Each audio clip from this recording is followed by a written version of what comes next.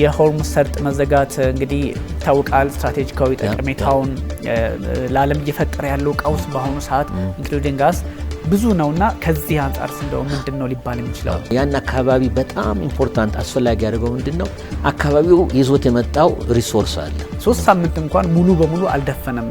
ወደ 4ኛው ሳምንት አንድ ወር እንኳን ሳይሆነው በዚህ ልክ ኢምፓክቱን አፍሪካ ቀንድ ላይ ያየነው እኛም ሀገር አየነው። አውሮፓውያኖች የተወሰኑ ሳክሽን ያነሱትና ያላነሱት አሉ። በተለይ ግን ኢነርጂያቸውን ራሽያ ሳፕላይ ስለምታረጋቸው እነሱ ራሳቸው 40-50% ራሽያ ላይ ዲፔንድ ያደርጋሉ። በእንደዚህ አይነት የውጥረት ጊዜ እንግዲህ አገራት ምን አይነት መርህና አቋም ሊኖራቸው ይገባል? አሜሪካ ውስጥ ራሱ በሚገርም ሁኔታ መከፋፈል ግልጽ እየሆነ መጥቷል። ፕሬዚዳንት ዶናልድ ትራምፕ ጉዳዩን በጣም ዓለም አቀፍ አንደምታ ለማሰጠት የሞከሩ ይመስላሉ። ይህ መከፋፈል ራሱ ደግሞ ምንድነው የፈጠረው?